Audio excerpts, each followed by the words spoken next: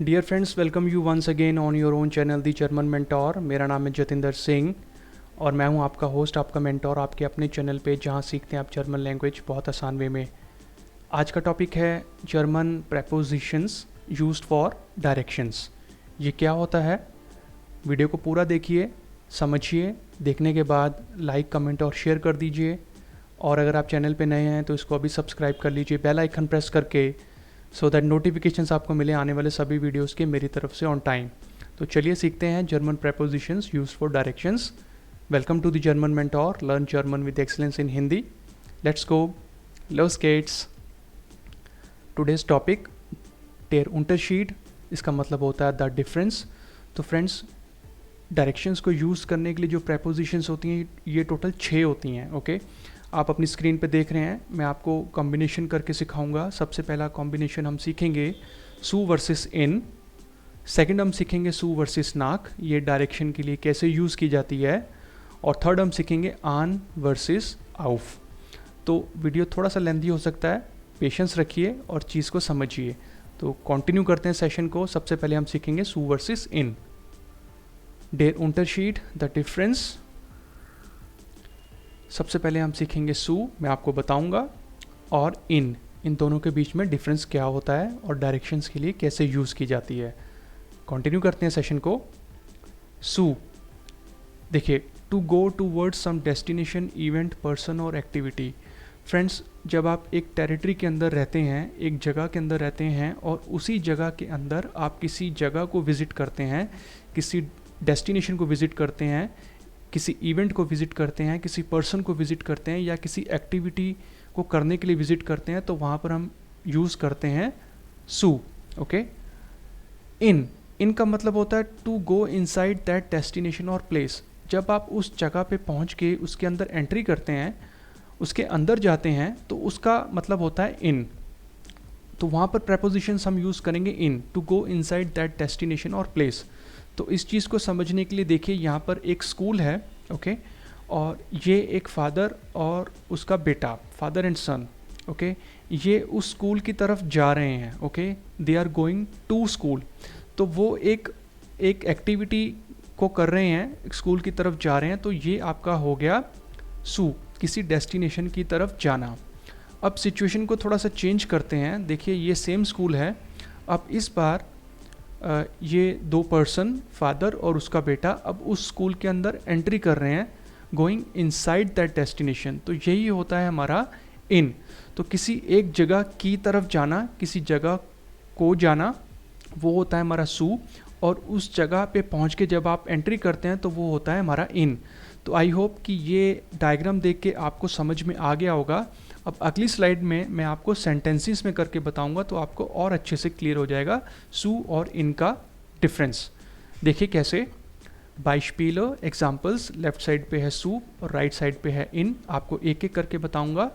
और एक चीज़ आपको और यहाँ पे ऐड करना चाहूँगा फ्रेंड्स, जो सू है ये हमारा डाटिव प्रेपोजिशन है।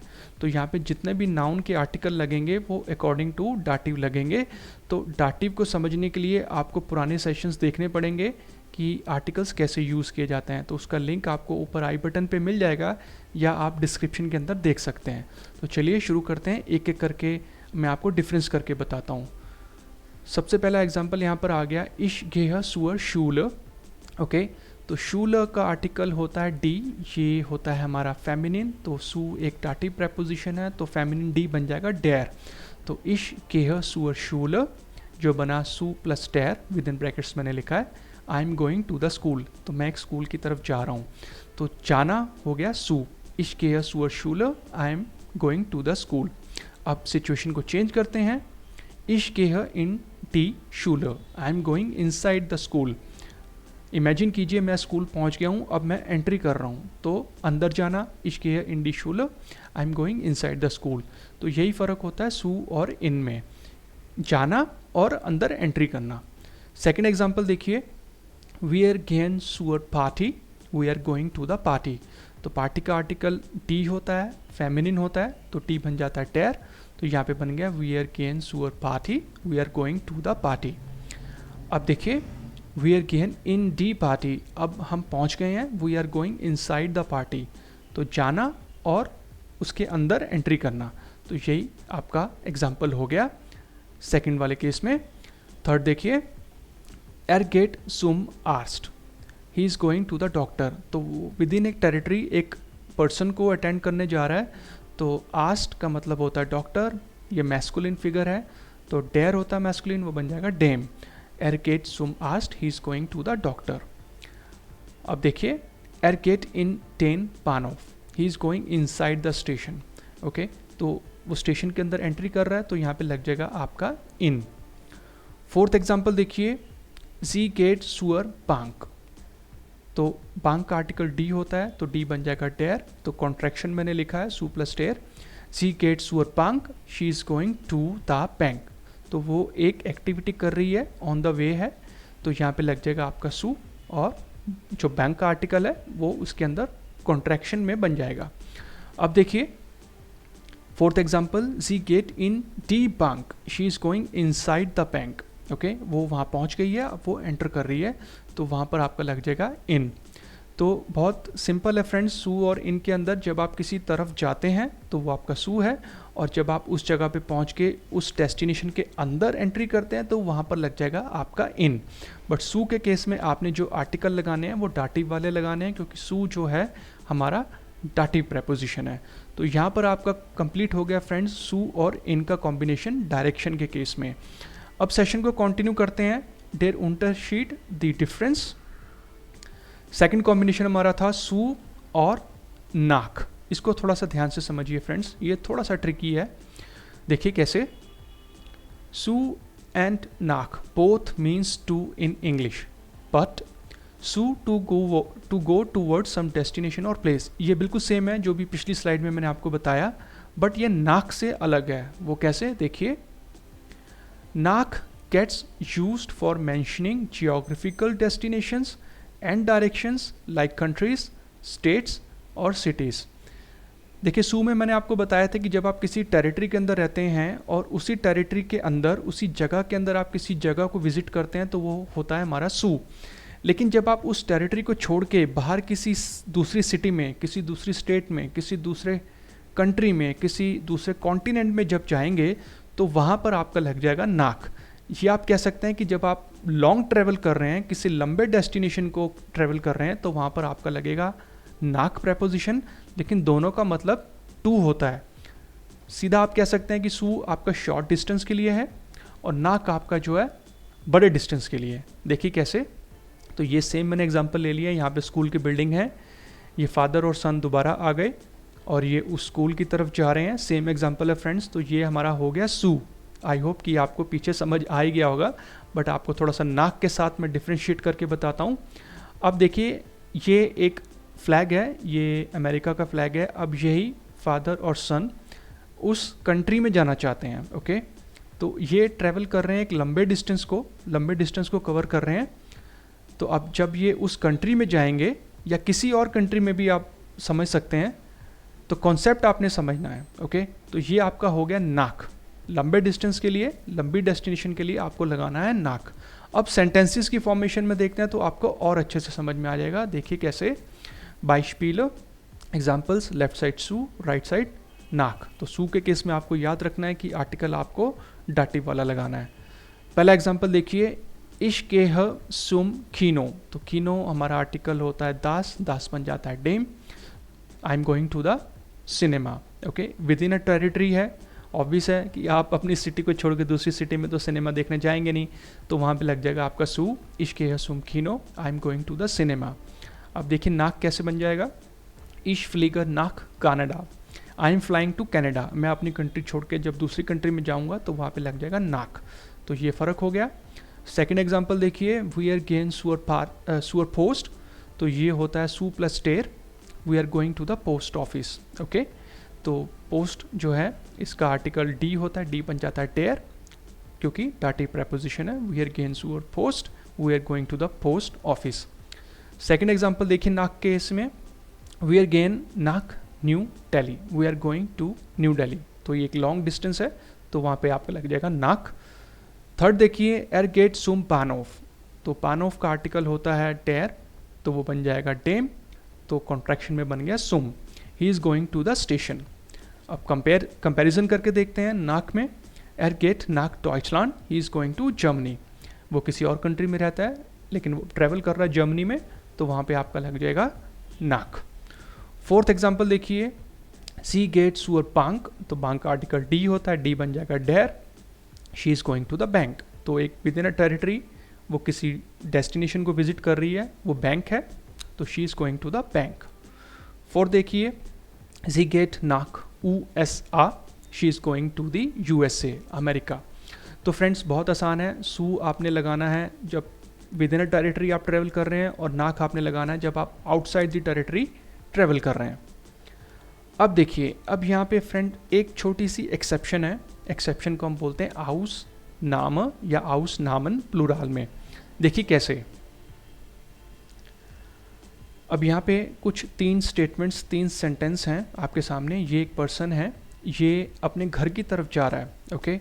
तो विद इन अ टेरिटरी मैंने अभी आपको बताया कि सू लगता है, लेकिन इस वाले केस में जब आप एक ऑन दी वे होते हैं और आप अपने घर की तरफ जा रहे हैं, तो उस केस में आपने नाक लगाना है। तो इश गेह नाक हाउस, इश फार नाक हाउस या इश लाउफ नाक हाउस, इसका मतलब बनता है I am going to the house. तो इस वाले एक्सेप्शन में आपको नाक यूज़ करना है फ्रेंड्स। इसका कोई एक्सप्लेनेशन नहीं है, कोई ऐसा रीज़न नहीं है जो मैं आपको क्लैरिफाई कर पाऊँ कि यहाँ पर नाक क्यों लगेगा। ये एक एक्सेप्शन है, इसको आपने बाय हार्ट याद करना है उस केस में जब आप बताना चाहते हैं कि आप घर की तरफ जा रहे हैं। तो घर की तरफ जाने के लिए आपने नाक लगाना है। तो नाक लगाने के लिए ये 3 सेंटेंस हैं, आप कोई भी सेंटेंस यूज़ कर सकते हैं। इश गेह नाक हाउस या इश फार या इश लाउफ, कोई भी चीज़ आप यूज़ कर सकते हैं, सिमिलर है लेकिन एक्सेप्शन है। अब देखिए, सपोज आप उस घर में हैं या कोई अपने घर की तरफ जा रहा है, अब वो घर के अंदर पहुंच चुका है या आप घर के अंदर पहुंच चुके हैं। इस केस में एक्सेप्शन रहेगा इश ब्लाइब सू हाउस या इश बिन सू हाउस। इसका मतलब होता है I M at the home. जब आप ऑलरेडी एक डेस्टिनेशन के अंदर अवेलेबल हैं तो वहाँ पे आपने लगाना है सू, ओके, घर के केस में, ओके, या किसी भी डेस्टिनेशन के केस में जब आप ऑलरेडी उसके अंदर अवेलेबल हैं तो वहाँ पे आपने लगाना है सू, ओके।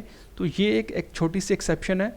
जैसा कि मैं आपको हर वीडियो में बोलता हूँ कि जर्मन लैंग्वेज के अंदर बहुत सारी एक्सेप्शंस हैं जो बाय हार्ट याद करनी पड़ती हैं। तो ये वाले जो सिनेरियो को आपने बाय हार्ट याद करना है।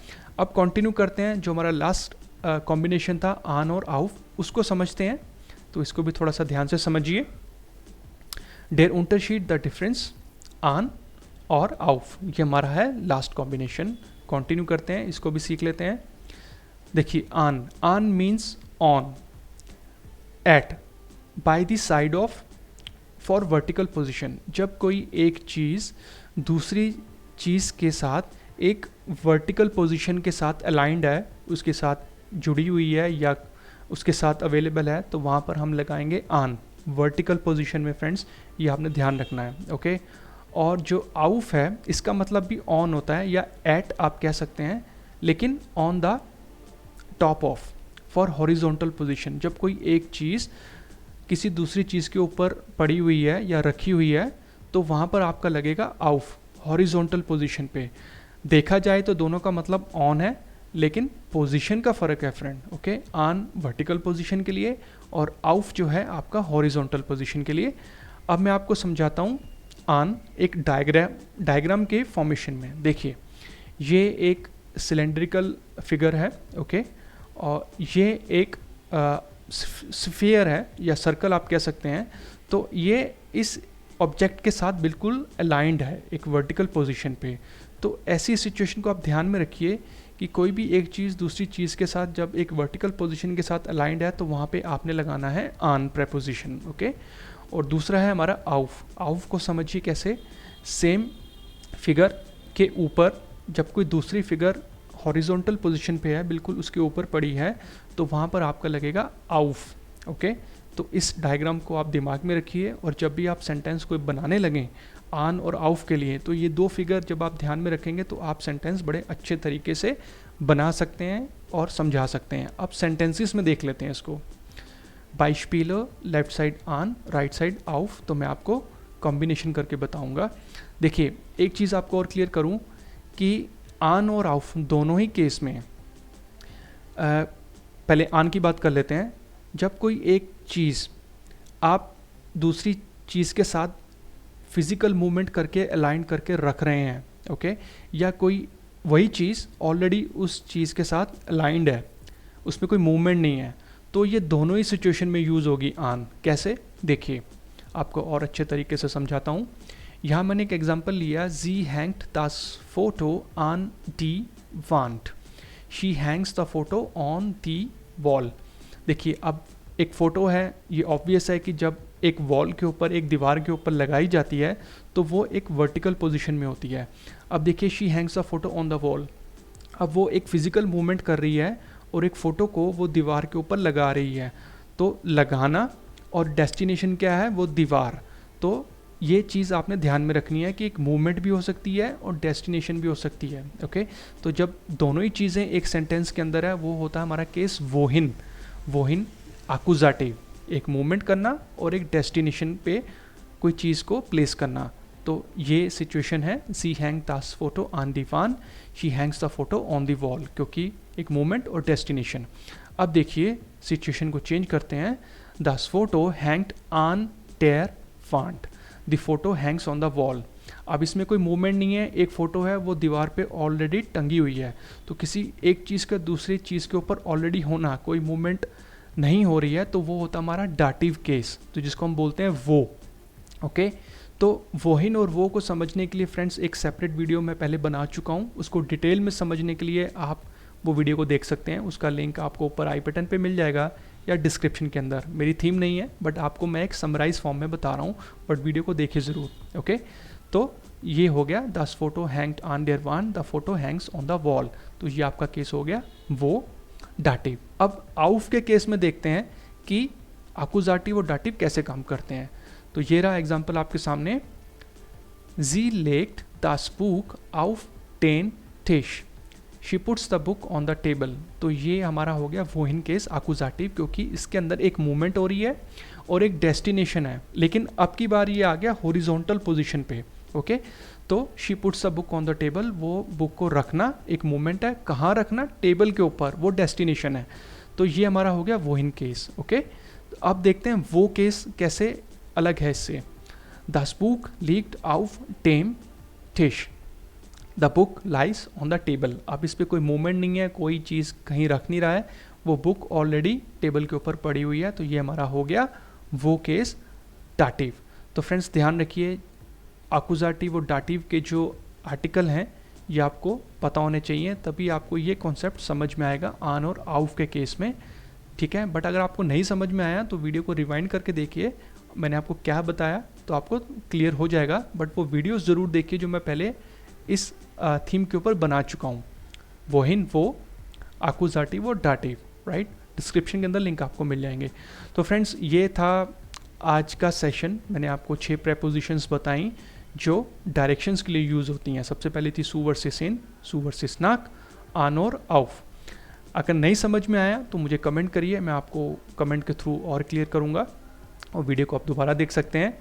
तो ये आज का सेशन था फ्रेंड्स, और लास्ट में आपसे कहूँगा थैंक्स फॉर वॉचिंग। आपने वीडियो पूरा देखा, प्लीज़ कमेंट करिए कैसा लगा, या कोई कमी आपको लगी, या आपको इससे और अच्छा मालूम है तो आप मुझे बताइए, हो सकता है कि आपके थ्रू मुझे पता चल जाए।